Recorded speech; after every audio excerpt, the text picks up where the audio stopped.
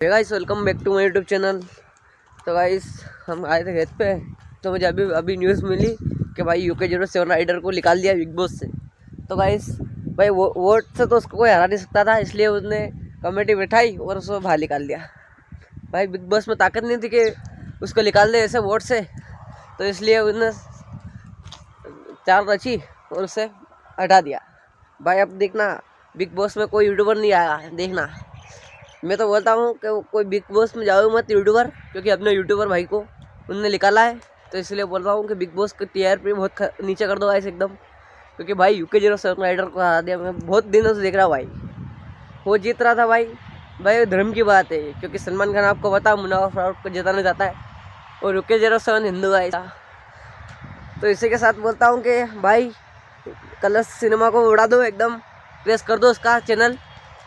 अपने UK07 rider को हरा दिया उसने, इसलिए बोल रहा हूँ मैं कि हटा दो भाई उसको भी।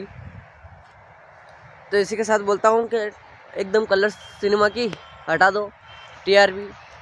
मैं तो बोलता हूँ कि बिग बॉस को सॉरी मांग लेनी चाहिए यूट्यूबर से सबसे, वो खास करके UK07 राइडर को। नहीं तो भाई तुम्हारा चैनल गया भाई। अब सब देख लो गाइस UK07 राइडर ने क्या क्या बोला है बिग बॉस के खिलाफ, आपको दिखाता हूँ नीचे। चैनल को सब्सक्राइब करो पहले। हाँ जल्दी करो, मुझे पता है कि आप लोग नहीं करते हो, वीडियो देखते हो लेकिन सब्सक्राइब नहीं करते। ये लाल कलर का बटन नहीं से दबाओ, जल्दी दबाओ, जल्दी दबाओ, फिर मैं शुरू करूँ। दबा दो जल्दी, दबा दिया, घंटी भी दबा देना, ठीक है।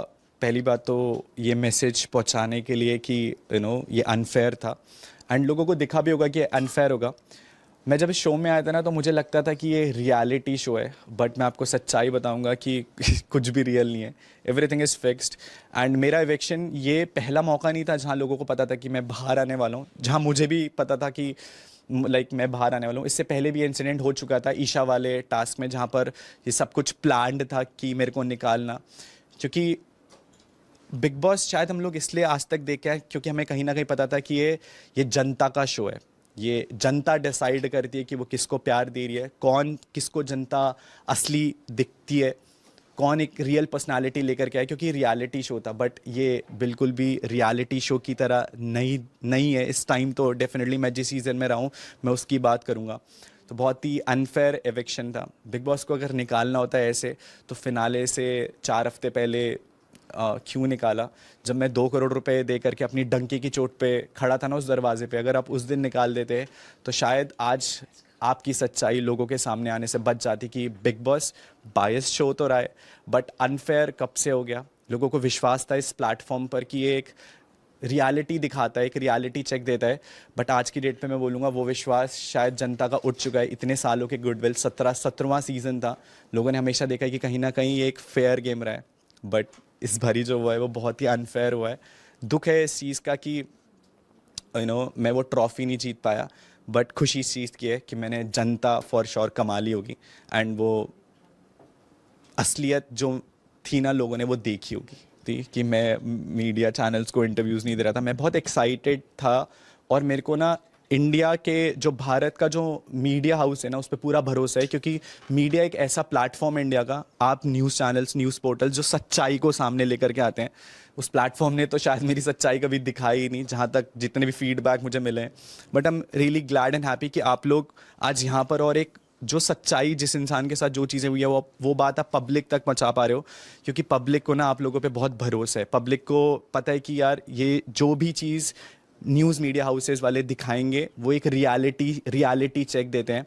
मैंने शो के खिलाफ हमेशा एक रियल स्टैंड लिया है। शुरू से मैं बोलता आया था कि ये बायस शो है एंड ये कभी भी हम लोगों को एज अ विनर नहीं दिखाएंगे। डे 1 पे मैंने ये बात कही थी एंड वो बात आज प्रूव हो गई। इन्हें जब तक हमारी ज़रूरत थी, हमारी लोगों की ज़रूरत थी, तब तक इन्होंने हमें यूज़ करा और फिर प्लान्ड इविक्शन करके हमें निकाल दिया। जब मैं घर के अंदर था ना तो बहुत सारी, एक इंसिडेंट आपको याद होगा, बिग बॉस वर्सेस मी करके हुआ था। मैं अगर वहाँ पर कंटेस्टेंट से लड़ने जाता ना तो मैं एक बारी वो फाइट ले सकता था। बट जब वो फाइट मेरी उस प्लेटफॉर्म के खिलाफ हो गई जिस प्लेटफॉर्म पे मैं था, सलमान सर के अगेंस्ट हो गई। बहुत कुछ सहा है अंदर, मैंने दिखाया नहीं दिखाया, बट बहुत इमोशनल टर्मोइल से मैं गया हूँ। मेरे तक हाफ इंफॉर्मेशन प्रोवाइड कराई गई हैं कि हमने आपकी फैमिली को बुलाया है एंड वो इस प्लेटफॉर्म पर नहीं आए। मैं जितना अपने माँ बाप को जानता हूँ ना, जब अगर वो किसी पॉइंट पर अपने बच्चे को दुख में या फिर मुसीबत में देखते हैं या फिर एक लो पॉइंट पे देखते हैं ना, तो दुनिया का कोई ऐसा माँ बाप नहीं होगा जो अपने बच्चे को उठाने नहीं आएगा। ये पूरी दुनिया साथ छोड़ देगी बट कभी उसके माँ बाप उसका साथ नहीं छोड़ेंगे। तो वो भी एक हाफ इन्फॉर्मेशन मेरे को उस एपिसोड से पहले प्रोवाइड कराई गई थी। जब मैं बाहर निकला था ना तो पूरा घर मेरे अगेंस्ट था, क्योंकि उन्हें पता था कि मैं अनडिजर्विंग नहीं हूँ। उन्हें पता था कि मैं सबसे स्ट्रॉन्गेस्ट हूँ घर में, और उन्हें मेरे को निकालने का पहला एफर्ट करना था। अगर और एक कंटेस्टेंट था जिसे पता भी नहीं है कि घर में क्या चल रहा है और घर में क्या हो रहा है, अगर लोगों के लिए वो मेरे से सबसे ज़्यादा डिजर्विंग है। मुनावर, जिसने लड़कियों का इमोशनल यूज़ करके गेम, उसके लिए गेम तोता उड़ मैना उड़ खेला है नेशनल टेलीविजन में, एक लड़की की फीलिंग्स के साथ, एक लड़की की घर वालों के इज्जत के साथ। आज उस लड़की के घर वालों के लिए कितनी सारी चीज़ें मुश्किलें होंगी बीइंग अ गर्ल। आप शायद घर वाले समझ पाते हैं कि एक सोसाइटी किन सारी चीज़ों से देखती है। ये शो फेम सब धरा का धरा रह जाएगा, बट वो एक लड़की की रेपुटेशन उस लड़के नहीं चाहूँगा। एक अच्छा आर्टिस्ट होने में और एक अच्छा इंसान होने में ना बहुत डिफरेंस होता है। वो एक अच्छा इंसान नहीं है।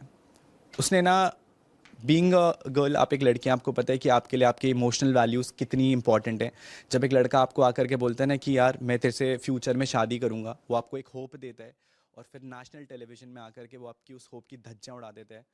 मुझे लगता है कि मैं कभी नहीं बोला कि कुछ भी गलत है। जिसने जो भी इस प्लेटफॉर्म पर करा है वो दिखने के लिए है। कोई ना जो भी कर रहा है ना वो कहीं ना कहीं दिखने के लिए कर रहा है। तो विक्की भाई बहुत बड़े प्लॉटर है इस पूरे शो के, बहुत सारी चीज़ें प्लांट करते हैं। जिस दिन मैं बाहर निकल गया हूँ ना, उस दिन उससे 2 दिन पहले तक वो कहीं ना कहीं एक सीड प्लांट कर रहे थे पूरे घर वालों के सामने कि सबसे अनडिजर्विंग बंदा यही है, ये अपने इसने घर में कुछ नहीं करा है। मैंने हर जगह अपना ओपिनियन रखा है, मैंने हर जगह अपनी बात रखी है। मैंने फालतू के मुद्दों में कोई चीज़ नहीं उठाई, क्योंकि मुझे लगता था ये इर्रेशनल चीज़ें। मैं केवल दिखने के लिए उस लड़ाई का हिस्सा नहीं बनना चाहता था। मुझे जहाँ पर लगा है कि चीज़ें गलत हुई हैं, मैं मनारा के ख़िलाफ़ गया हूँ जो मेरी बेस्ट फ्रेंड थी, मैं खानज़ादी के ख़िलाफ़ गया हूँ जो मेरी एक बहुत अच्छी दोस्त थी, मैं मुनावर के अगेंस्ट गया हूँ जो मेरा दुश्मन था डे 1 से। तो मैंने हमेशा उन लोगों के ख़िलाफ़ वो चीज़ें रखी है। और जहाँ तक अंकिता जी की एक बात है कि रिश्ते निभाए उन्होंने शो में, उन्होंने और उनके पति ने कोई रिश्ते नहीं निभाए हैं। विक्की भाई से मेरा एक बहुत अच्छा कनेक्शन था, और एंड तक आते आते ना और उन्होंने उस रिश्ते और की अहमियत नहीं रखी और हमेशा उस रिश्ते की धज्जियाँ उड़ाई हैं। बट मैं बहुत प्राउड हूँ कि मैंने वो चीज़ों की रिस्पेक्ट करी है शो के अंदर। एंड मैं जो वो रिश्ता बोल के गया था, वो रिश्ता शो तक ही ठीक था। उसके बाहर के बाद मुझे ना वो रिश्ता इन दोनों से निभाना है, क्योंकि बहुत फेक हैं लोग रिश्ता निभाने में। जो ये चीज़ें बोलते हैं नहीं है, इनके सब फेक रिश्ते हैं घर के अंदर। ये ऑलरेडी फिक्स्ड है, बिकॉज इस बारी के शो में लोगों के ओपिनियन वैसे भी मैटर नहीं करते। बिग बॉस जो चाहते हैं वही होता है। तो जिन्हें पता है उन्हें पता है कि कौन फिक्स्ड विनर होगा इसका। तो गाइस आपको पता ही चल गया होगा कैसा कैसे बिग बॉस ने उसको ट्रोल किया भाई। तो भाई मैं तो इतना ही कहना चाहता हूँ कि कोई भी यूट्यूबर मत जाओ बिग बॉस में, कोई मतलब नहीं है।